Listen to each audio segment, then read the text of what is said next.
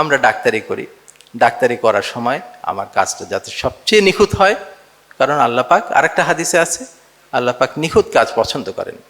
কারণ ওইটাই যে সব কিছুই আল্লাহ পাকের মতো করে করতে হবে। আমি যে পড়াশোনা করছি, খুব নিখুঁতভাবে পড়াশোনা করা দরকার। আমি যে ট্রেনিং করছি, খুব নিখুঁতভাবে করতে হবে। আমি যে কাজ করছি, যখন আমার যে কাজটা করব, খুব নিখুঁতভাবে, খুব আন্তরিকতা, খুব নিষ্ঠার সাথে করতে হবে। সবগুলি যখন একত্রিত হবে, তখন সেটা নিখুঁতভাবে হবে। ঠিক আছে? আচ্ছা, এই নিখুঁতভাবে কাজ করা এবং এই আল্লাহ পাকের সমস্ত গুণাবলী সহ কাজ করা দ্বারা আমার কাজটা মনে হয় আমলে সলেহ হওয়া সম্ভব। রাইট? যে আমি যখন এহসানের সাথে, করুণার সাথে, দয়ার সাথে, এবং ওজন ঠিক আছে, মাপে ঠিক আছে, দাম বেশি নিচ্ছি না, এগুলি সব মিলিয়ে যখন কাজ করো, তখন এটা নিখুঁত কাজ কিন্তু অনেকেই করে থাকেন। ইহুদি নাসারারাও কিন্তু নিখুঁত কাজ করে থাকেন। ঠিক আছে? কিন্তু মুসলমানের নিখুঁত কাজের উদ্দেশ্য কি হবে?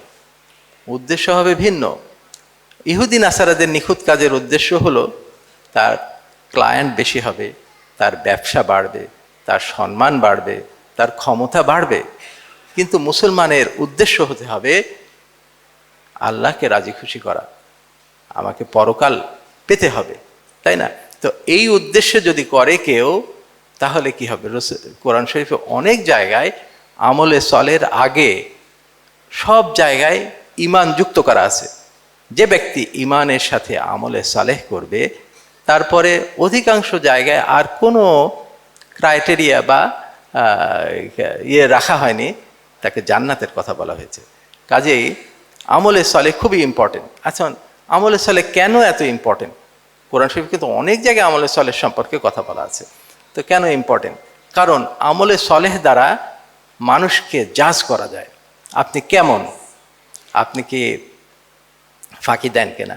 আপনি কি ভেজাল মিশান কিনা? আপনি কি ওজনে ঠিক দেন কিনা? আপনি কি দাম বেশি রাখেন কিনা? আপনি কি প্রতারণা করেন কিনা? আপনি কি মানুষকে ঠকান কিনা? এই যে অনেক জিনিস, আপনি কি দয়া করেন কিনা? আপনি কি ইহসান করেন কিনা? অনেকগুলি পয়েন্ট আপনাকে বিচার করা যায়। সেই জন্যই মনে হয় আমলে সলেহ ইম্পর্টেন্ট। কেমন? আমরা পরীক্ষার সময় দেখি, এখানে অনেকেই স্টুডেন্ট আছেন, অনেকে টিচারও আছেন, আমাদের শ্রদ্ধেয় শিক্ষক মণ্ডলী আছেন। তারা যখন ভাইবা নেয়, যেই কোশ্চেন, অথবা আমরা যে রিটেন পরীক্ষা দেই, যেই কোশ্চেনে অনেক জিনিস জাজ করা যায়, সেই কোশ্চেনে মার্কস বেশি থাকে। ধরেন একটা প্রশ্ন থাকলো যে একটা মানুষ জন্ডিস নিয়ে আসছে, বমি করছে, কি কি হতে পারে, তার কি কি ইনভেস্টিগেশন করবা, কি কি পরীক্ষা নিরীক্ষা করবা, এই ধরনের কোশ্চেনে মার্কস কিন্তু অনেক বেশি থাকে। কি ম্যানেজ করবা, কি কি ডিডি হতে পারে, এই ধরনের কোশ্চেনে মার্কস 20-25 থাকে। আর একটা কোশ্চেন শুধু ডেফিনেশন এবং ক্লাসিফিকেশন, 5 মার্ক থাকে, অনেক কম মার্কস থাকে। কেমন? তো আমলে সলেহ দ্বারা যেহেতু মানুষকে বিচার করা যায়, অনেক জিনিস বিচার করা যায়, মানুষের গুণগুলা সম্পর্কে বিচার করা যায়, সেই জন্যই আমলে সলের গুরুত্ব অত্যন্ত বেশি আমার কাছে মনে হয়। তো মানুষ যখন এইভাবে আমলে সলেহ করতে থাকে, খুব ভালোভাবে কাজ করতে থাকে, তখন আল্লাহ পাক অটোমেটিক তাকে টাকা ঢেলে দেয়, তার সম্মান বাড়িয়ে দিতে থাকে, তার ক্ষমতা বাড়তে থাকে। আমরা মনে করি যে এগুলো আল্লাহ পাক খুশি হয়ে দিচ্ছেন, আমার কিন্তু মনে হয় না। আমার কাছে মনে হয় তাকে আরেকটা পরীক্ষার ভিতরে বলছেন, ফেলছেন। কারণ হলো, পরীক্ষার হলে ভাইবার টেবিলে যখন ছাত্র একটা কোশ্চেনের উত্তর সুন্দরভাবে দিয়ে দেয়, তখন পরীক্ষক তাকে দ্বিতীয় আরেকটু কঠিন প্রশ্ন জিজ্ঞেস করেন, কারণ তার মার্কস বাড়াতে চান। তাই? ঠিক আছে, শুধু আমলে সলেহ দ্বারা কতগুলি পরীক্ষা করা যায় না। কি কি? আপনি কি অপচয় করেন কিনা? আপনি কি বিলাসিতা করেন কিনা? আপনি কি অহংকার করেন কিনা? আপনি কি জুলুম করেন কিনা? এগুলো কিন্তু শুধু আমলে সলেহ দ্বারা বিচার করা যায় না। এইগুলি বিচার করতে হলে আপনাকে টাকা দিতে হয়, আপনাকে সম্মান দিতে হয়, আপনাকে ক্ষমতা দিতে হয়। আল্লাহ পাক ওই পরীক্ষাগুলি আপনাকে করবেন, সেই জন্য এগুলা দিয়ে দিচ্ছেন। কাজেই যখন আপনার অনেক টাকা হয়ে যাবে, এই আমলে সলেহ যদি সুন্দরভাবে করতে হয়, একটা উদাহরণ দিই। একজন দুধওয়ালা দুধ বিক্রি করে, সে সুন্দর খুব খাঁটি দুধগুলি কালেক্ট করে, সেখানে কোনো পানি মিশায় না, একদম ওজন সঠিকভাবে দেয়, দামও বেশি রাখে না, এহসান করে, ওজন দেওয়ার সময় একটু বাড়িয়ে দেয়, একটু বেশি দিয়ে দেয়। তার দোকানে দেখবেন সকালবেলায় দুধ শেষ হয়ে গেছে, তার ব্যবসা বাড়তে থাকবে। তার দ্বারা কি হবে? তার লাভ বাড়তে থাকবে, তার টাকা হতে থাকবে, তার সুনাম বাড়তে থাকবে, একসময় ক্ষমতাও বাড়তে থাকবে। উদ্দেশ্য এটাই, তাকে দ্বিতীয় স্তরের পরীক্ষা করছেন, সে কি কি করে, সে এই টাকা দিয়ে বিলাসিতা করে কিনা, সে অহংকার করে কিনা, সে কি কি বলে তুচ্ছতাচ্ছিল্য করে কিনা, সে কি দেমাক করে কিনা, সে কি জুলুম করে কিনা, এই জিনিসগুলাই পরীক্ষা করতেছেন। কাজে খুব সতর্কভাবে আমাদের চলতে হবে। এই পরীক্ষার পরেও যদি মানুষ, অনেক সময় মানুষকে বিপদ দ্বারা আল্লাহ পাক পরীক্ষা করেন। বিপদ দুটা কারণে হয়ে থাকে আমার ধারণা, যে একটা হলো কোরআন শরীফে আছে, মানুষ বিপদে পড়ে, সেগুলো হাতের কামাই হতে পারে, আমার গুনাহের কারণে হতে পারে, অথবা আল্লাহ পাক পরীক্ষা করেন। আমি অনেক চিন্তা করে দেখলাম, আচ্ছা যদি আমার গুনাহের কারণে হয়, তাহলে আমি আন্তরিকতার সাথে আমার গুনাহের এগুলি বের করা, আমার কি ভুল হয়েছে, ত্রুটি হয়েছে, সেগুলা বের করা এবং সেটা থেকে তওবা করা, ফিরে আসা, এটা। আর যদি আল্লাহ পাক পরীক্ষা করতে থাকেন, পরীক্ষা সম্পর্কে আমরা একটু ভয় হয়, কি পরীক্ষা করছেন। মনে রাখবেন, আমরাও যখন ধরেন একটা বাবা মা আপনাকে সাঁতার শেখাচ্ছেন, অথবা বাবা আপনাকে সাঁতার শেখাতে নিয়ে গেছেন, পরীক্ষা করছেন সে সাঁতার পারে কিনা। সব সময় নিচে একটা হাত রেখে তারপরে দেখে যে বাচ্চাটা সাঁতার করতে পারে কিনা, সে ডুবে যাবে কিনা। কাজেই যে কোনো বিপদে ভয় না পাওয়া উচিত। আল্লাহ পাক আপনাকে পরীক্ষা করবেন, আপনাকে ধ্বংস করে দিয়ে কখনোই পরীক্ষা করবেন না, নিচে হাত রেখেই পরীক্ষা করবেন। কাজে আমাদের দৃঢ় বিশ্বাস রাখা উচিত যে যদি কোনো আমি পরীক্ষায় পড়ি বিপদের কারণে, আল্লাহ পাক অবশ্যই নিচে হাত রেখেই আমাকে পরীক্ষা করছে। আমাকে এখানে ধৈর্যের পরীক্ষা দিতে হবে এবং খুব স্থিরতার সাথে কাজ করতে হবে, এবং আমার কোনো ভুল ত্রুটি হয়েছে কিনা সেটা দেখে সেটা থেকে তওবা করে ফিরে আসা দরকার। এইভাবে যদি আমরা কাজ করি ডাক্তারি হিসাবে, ডাক্তারি তো আগে বললাম যে আমার পড়াশোনাটা ঠিক, আমার ট্রেনিং ঠিক, আমার যখন কাজ করব তখন খুব আন্তরিকতার সাথে কাজ করতে হবে, এবং যখন আমি এটা ডেলিভারি করব, কারো কাছে দিচ্ছি, সেবাটা দিচ্ছি, সেই সেবাটা দেওয়ার সময় আমার কাছে মনে রাখা উচিত যে আমার সেই সেবা মূল্য যাতে অত্যাধিক না হয়, আমার এত টাকার দরকার নেই, কেমন। তো এইভাবে যদি আমি কাজ করি, আমি এহসান করব, আমি দয়া করব। একজন গরিব মানুষ আসছে, ডাক্তারিতে অনেক সুযোগ রয়েছে, গরিব মানুষ আসবে, বিভিন্ন ধরনের মানুষ আসবে, তার কাছে দয়া করা সম্ভব হয়, এহসান করা সম্ভব হয়, ফ্রি করা যায়, অনেক কিছুই করতে পারেন, তাই না? তো এইভাবে যদি কাজ করতে থাকি, মনে হয় আমাদের ডাক্তারিটা আল্লাহ পাক কবুল করার সম্ভাবনা রয়েছে। ঠিক আছে, তো আল্লাহ পাকের এই গুণাবলীগুলি যেটা আমরা নিতে পারি, আমরা গুণাবলী যে অন্তরের ভিতরে ঢোকাতে পারি, এগুলো যদি প্রকাশ করতে পারি, তাহলে পারে আমার কাছে মনে হয় আমরা যে কবরে যাব, কবরে গেলে যে তিনটা প্রশ্ন হবে, তোমার ধর্ম কি, ধর্ম কি, এটার উত্তরটা আমরা ইসলাম অটোমেটিক চলে আসবে। আমার একটা ধারণা, কবরে তো তিনটা প্রশ্ন হবে, তোমার রব কে, তোমার ধর্ম কি, তোমার নবী কে ছিলেন।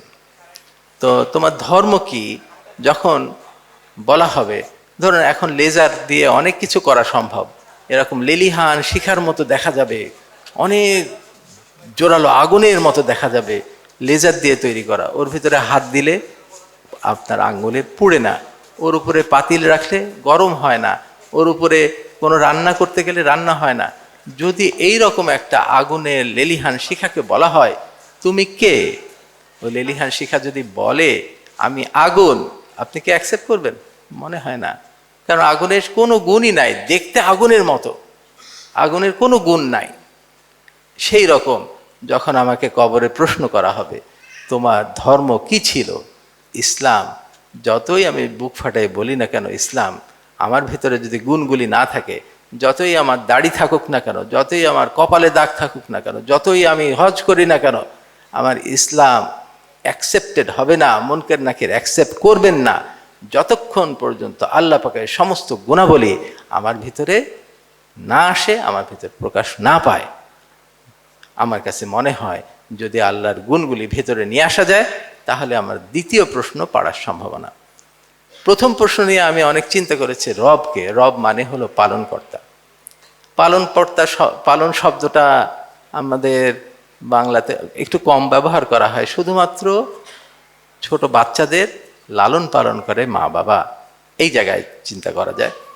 একটা ছোট বাচ্চাকে যেভাবে মা পালন করে, আমাদের পালনকর্তা আল্লাহ পাক, আমি যদি আল্লাহ পাককে সেইভাবে চিন্তা করতে পারি, সেইভাবে মানে অ্যাকসেপ্ট করতে পারি, যে তাহলে মনে হয় পালনকর্তা কে, সব কিছু সেই উত্তরটা আমরা পারবো।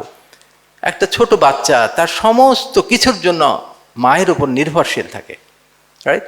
সে খাওয়া দাওয়া, আশ্রয়, যে ভয় পায় যখন সে মায়ের কোলে লুকায় পড়ে, এত নিরাপদ আশ্রয় মনে করে মায়ের কোলকে।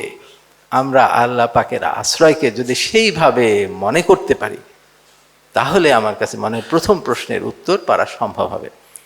তৃতীয় প্রশ্ন আমার কাছে মনে হয় সহজ হবে। আজকের যে প্রোগ্রাম সিরাত, আমরা যারা মুসলমান, অধিকাংশ মুসলমান রাসূল পাক সাল্লাল্লাহু আলাইহি ওয়াসাল্লামকে আমাদের প্রিয় নবী হিসাবে কিন্তু অ্যাকসেপ্ট করি, আন্তরিকতার সাথে কিন্তু আমরা দরুদ পড়ে থাকি।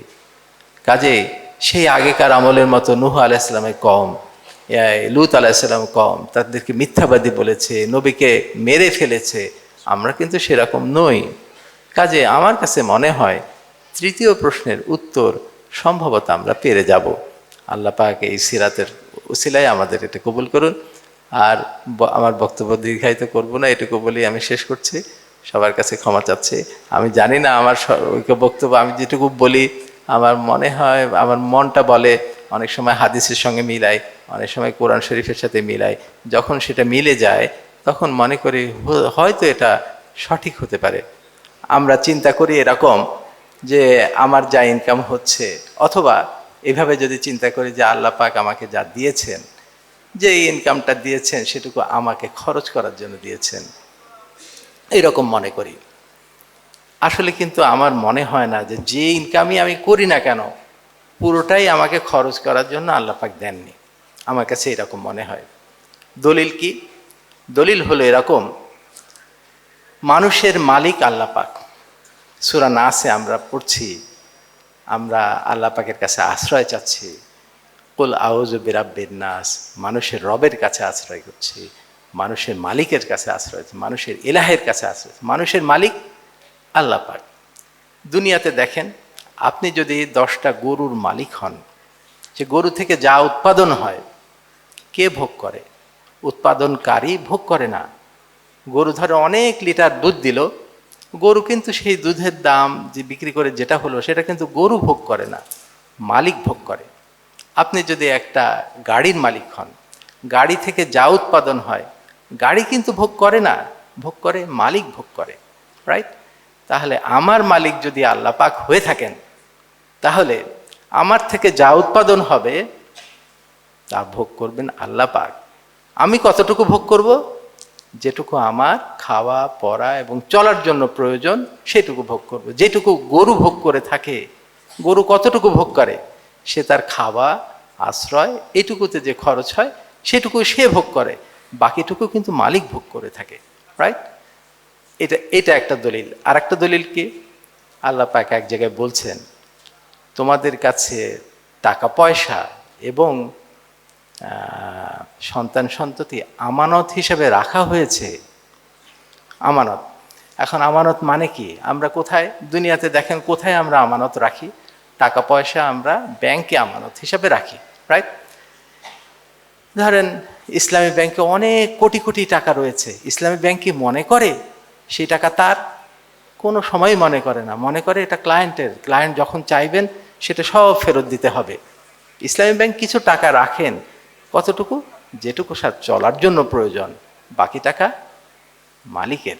তো আল্লাহ পাক নিজে বলছেন, টাকা পয়সা আমার কাছে যেটা দিয়েছেন সেটা আমানত হিসেবে রেখেছেন, আমি শুধু সেইটুকুতে ওইটুকু খরচ করার অনুমতি দিয়েছেন যেটুকু মধ্যম পন্থায় আমার চলার জন্য প্রয়োজন, বিলাসিতা করার জন্য বলেননি। আজকে আমার ধরেন মনে হয় যে এই মাসে আমার তো অনেক ইনকাম হলো, এক সময় কিন্তু মনে হতো, আমারও এরকম ফিলিংস ছিল, আচ্ছা তাহলে আমার গাড়িটা বদলাই, আমার ফ্ল্যাটটা ছোট হয়ে গেছে বড় করি, আমার এই বিদেশে একটু ঘুরে আসি, অপ্রয়োজনীয় খরচ করে আসি। আল্লাহ পাক তো আমাকে এটা দিয়েছেন এটা খরচ করার জন্যই। আমার কিন্তু মনে হয় না।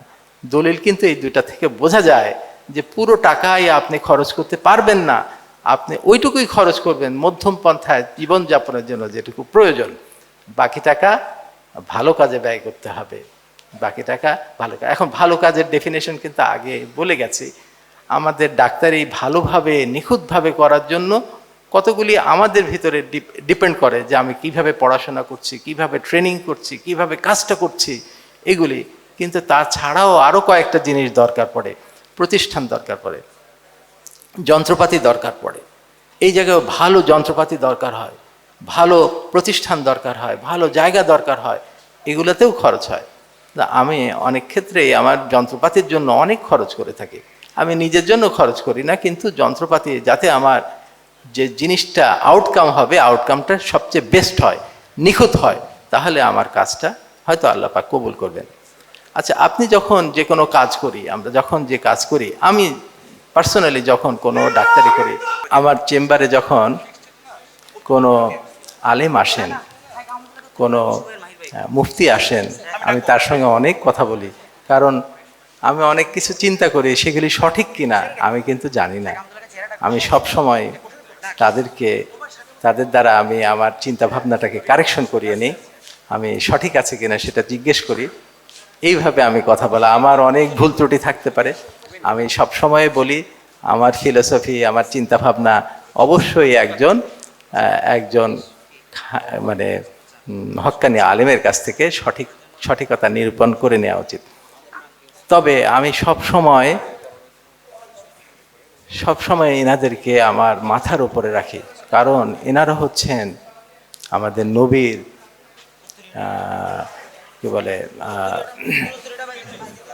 আমি একটা হাদিসে শুনেছি যে আমাদের রসুল পাক সাল্লাল্লাহু আলাইহি ওয়াসাল্লাম পরবর্তী সম্মানিত ব্যক্তি তারা।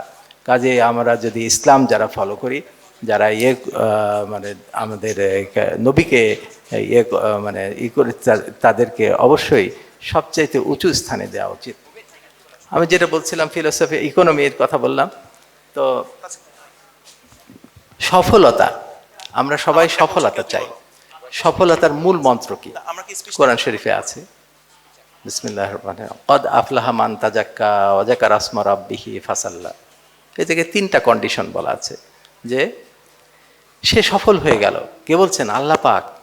মানে এর থেকে সত্য জিনিস আর নেই। কে বলছেন? আল্লাহ পাক বলছেন কি? সে সফল হয়ে গেল, যে নিজেকে পবিত্র করলো, আল্লাহর নাম স্মরণ করলো, সালাত আদায় করলো। এই 3টা কন্ডিশন। তো পবিত্র শব্দটার ভিতরে কিন্তু অনেক জিনিস ইনক্লুডেড। শুধু অশ্লীলতাই পবিত্রতার শর্ত নয়। আমার ভেতর থেকে মিথ্যা দূর করতে হবে, আমার ভিতর থেকে রাগ দূর করতে হবে, আমার ভিতর থেকে প্রতারণা দূর করতে হবে, সব জিনিস খালি করতে হবে, তাহলে আমি পবিত্র হতে পারবো। হ্যাঁ, তো অশ্লীলতা কিংবা এটা একটা বড় জিনিস। আজকে আমাদের সোসাইটিতে অশ্লীলতা এত সহজলভ্য হয়ে গেছে এই টাচ মোবাইলের কারণে। আমার কাছে মনে হয় কোরআন শরীফে অশ্লীলতা সম্পর্কে যে আয়াতটা আছে, তার অর্থটা এরকম যে তোমরা অশ্লীলতার কাছেও যেও না। অশ্লীলতা করো না বলে নাই, কাছেও যেও না। কাছেও যেও না শব্দটার মধ্য দিয়ে অনেক কিছু ইনক্লুডেড। কীরকম? আপনি অশ্লীলতা সম্পর্কে কোনো চিন্তাও না করা উচিত, অশ্লীলতা কোনো আলোচনা না করা উচিত, অশ্লীলতা সম্পর্কে কোনো বইও না পড়া উচিত, অশ্লীলতা সম্পর্কে কোনো কিছু আপনার সামনে এসে যাক সেটা থেকেও দূরে থাকা উচিত। আমার কাছে মনে হয়, আমি তো এ পর্যন্ত আমি টাচ মোবাইল ব্যবহার করিনি। কই, আমি তো খুব একটা মানে অর্জনের দিক থেকে কম হয়নি। কাজে আমার কাছে মনে হয় টাচ মোবাইল সহজেই এটা ওটা চলে আসে, এটা থেকে যত দূরে থাকা উচিত মনে হয় সুবিধা হয়। মানে অশ্লীলতা আরেক জায়গায় আছে সূরা মুমিনুনে, যে বলছে তোমাদের স্ত্রী ছাড়া অন্য কোনো মহিলাকে কামনাও করো না। দেখেন শব্দটা এত সুন্দর, আমার কাছে মনে হয় ছোট্ট একটা শব্দ দিয়ে আল্লাহ পাক এত জিনিস ইনক্লুড করেছেন, তার বলার অপেক্ষা রাখে না। কামনাও করেন না, কামনা মানে কি? সব কিছু থেকে আপনি বিরত থাকবেন, তাহলে আপনার অন্তরকে পবিত্র করা যায়। পবিত্রতা ভেরি ইম্পর্টেন্ট। পবিত্রতা না হলে আপনি সফল হবেন না। আরেক জায়গায় আয়াতে আছে, কাদ আফলাহা মান জাক্কাহা ওয়া কাদ খাফা মান দাসসাহা। সে সফল হয়ে গেল যে নিজেকে পবিত্র করলো। শুধু একটা কন্ডিশন, যে নিজেকে পবিত্র করবে সে সফল হবেই, যে নিজেকে কলুষিত করলো সে ধ্বংস হয়ে গেল। কাজে সফলতার চাবিকাঠি আমার কাছে মনে হয় এর ভিতরে। দ্বিতীয়, ওই জায়গায় 3টা পয়েন্ট আছে যে আল্লাহ পাকের নাম স্মরণ করলো। আমার কাছে মনে হয় শুধু নাম স্মরণ করা দ্বারা হবে না, আল্লাহ পাকের নামগুলি আত্মস্থ করা, সেই গুণগুলি আমার ভেতরে নিয়ে আসা, তাহলে আমার হয়তো সফলতা আমার সাথে সাথে থাকবে। আর একটা হলো সালাত আদায় করা, কৃতজ্ঞতা স্বীকার করা। আমার কাছে মনে হয় এই যে পবিত্র হওয়া এবং কে বলে কলুষিত হওয়া থেকে দূর করা, এটা কিন্তু সহজ কাজ নয়। আল্লাহ পাক আপনাকে যদি সহায়তা না করেন তাহলে এটা সম্ভব নয়। কাজেই আল্লাহ পাকের কৃতজ্ঞতা, আল্লাহ পাকের সাহায্য চাইতে হবে, তাহলে আপনার কাছে সফলতা ধরা দেবে। অনেকেই বলেছিলেন যে অমুকের মতো হব, কামরুল সাহেবের মতো হতে হবে। আমার কাছে মনে হয় এটা উচিতই না। আমরা কার মতো হব? রসুল পাক সাল্লাল্লাহু আলাইহি সাল্লামের মতো হব। আমরা কি ফলো করব? কোরআন শরীফের জিনিসগুলো আমরা ফলো করব। হযরত আয়েশা রাদিয়াল্লাহু তাআলা আনহা বলেছিলেন, রসুল পাক সাল্লাল্লাহু আলাইহি সাল্লাম কোরআন শরীফের একটা জীবন্ত জিনিস। মানে কোরআন শরীফে যা যা আছে, যেসব গুণের কথা বলা আছে, সবগুলি জিনিস রসুলের ভিতরে আছে। রসুল পাক সাল্লাল্লাহু আলাইহি সাল্লাম হিউম্যান বিইং আমাদের সামনে রয়েছেন।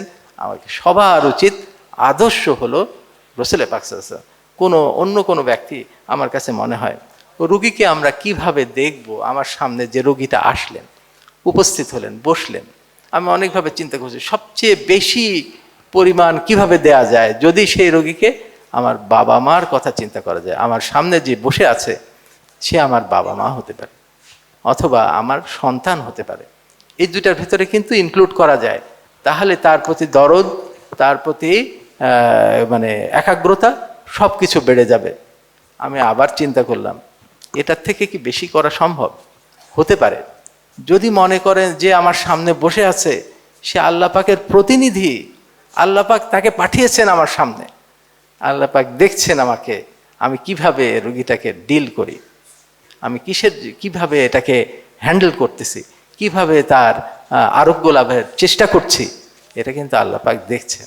যদি আমি এইভাবে চিন্তা করি তাহলে আমার কাছে মনে হয় সবচেয়ে বেস্ট আউটকাম দেওয়া সম্ভব। এইটুকু বলে শেষ করছে। আমার এই কয়েকটা জিনিসই বাকি ছিল। আমাদের শ্রদ্ধেয় শাহ আহমদুল্লাহ সাহেব আরও অনেক কিছু বলবেন। আপনাদের কাছে আমি ক্ষমা চাচ্ছি আবার আসার জন্য। আসসালামু আলাইকুম রহমতুল্লাহ বারাকাতুহু।